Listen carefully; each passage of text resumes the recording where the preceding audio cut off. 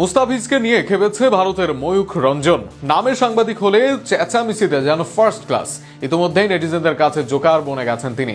এবার বললেন, টাকা কি গাছে ধরে নাকি যে বাংলাদেশের খেলোয়াড়কে 9 কোটি টাকা দিতে হবে? এছাড়াও আরো স্পর্শকাতর বিষয়ে বক্তব্য দিয়েছেন তিনি। আরো শুনুন প্রতিবেদন।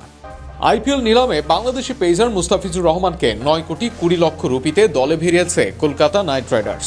তবে ফিজকে দলে ফেরানোর পর তাকে নিয়ে প্রশ্ন তুলেছেন ভারতের আলোচিত ও বিতর্কিত রাজনৈতিক সাংবাদিক ময়ূখ রঞ্জন ঘোষ।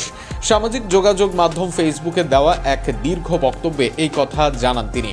ময়ূখ রঞ্জনের হিসেব অনুযায়ী ভারতীয় মুদ্রায় 9 কোটি 20 লক্ষ রুপি বাংলাদেশি টাকায় প্রায় 12.5 কোটি টাকার সমান। তার বক্তব্য, আইপিএল এর মতো একটি টুর্নামেন্টে এই বিপুল অঙ্কের অর্থ বাংলাদেশে পাঠানো হচ্ছে এমন এক সময় যখন বাংলাদেশে ভারতের বিরুদ্ধে জনমত ও বক্তব্য ক্রমান্বয়ে তীব্র হচ্ছে। এই প্রসঙ্গে তিনি সাম্প্রতিক এক বাংলাদেশি নাগরিক দীপু দাসের পরিবারের প্রসঙ্গ টেনে বলেন, যদি 9 কোটি টাকা পাঠানোর সামর্থ্য থাকে তাহলে সেই অর্থ সরাসরি দীপু দাসের পরিবারের কাছেও পাঠানো যেতে পারে। মুস্তাফিজুর রহমানের ব্যক্তিগত অবস্থান নিয়েও প্রশ্ন তুলেছেন ময়ূখ রঞ্জন।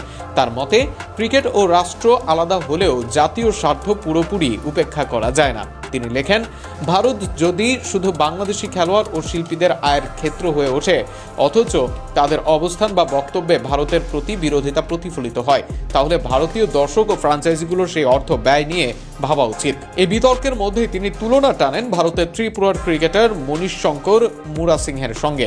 আইপিএল নিলামে 30 লাখ রুপি বেস প্রাইস থাকা সত্ত্বেও কোনো দল তাকে না নেওয়ায় ক্ষোভ প্রকাশ করেন ময়ূখ রঞ্জন। তিনি বলেন, প্রয়োজনে আমরা সবাই মিলে টাকা তুলব, কিন্তু আমাদের দেশের একজন খেলোয়াড় অবিকৃত থাকবে সেটা মেনে নেওয়া কঠিন।